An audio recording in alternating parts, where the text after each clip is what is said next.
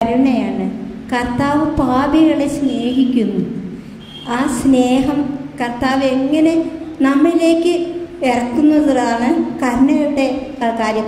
നമ്മൾ പാപികളായാലും കൂടി ദൈവം പാപികളെ രക്ഷിക്കാനാണ് വേണ്ടിയാണ് ഈ ലോകത്തിലേക്ക് വന്നത്.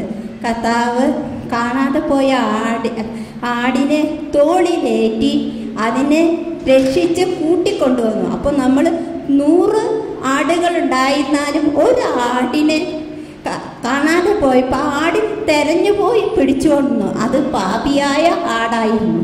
ആടിനെ കിട്ടിയപ്പോൾ എല്ലാവരും സന്തോഷിച്ച് തോളിലേറ്റി കൊണ്ടുവന്ന് അതിനെ രക്ഷിച്ചു. അപ്പോൾ നമ്മളെല്ലാം പാപികളായാലും ദൈവം കർത്താവ് നമ്മളുടെ തിരുരക്തത്താൽ കഴുകി നമ്മളെ ശുദ്ധീകരിച്ച് നമ്മളെ എല്ലാവരെയും സ്വർഗരാജ്യത്തിലേക്ക് കൂട്ടിക്കൊണ്ടുപോകുന്ന അനുഭവം എനിക്ക് ലഭിച്ചു. യേശുവേ നന്ദി, യേശുവേ സ്തുതി.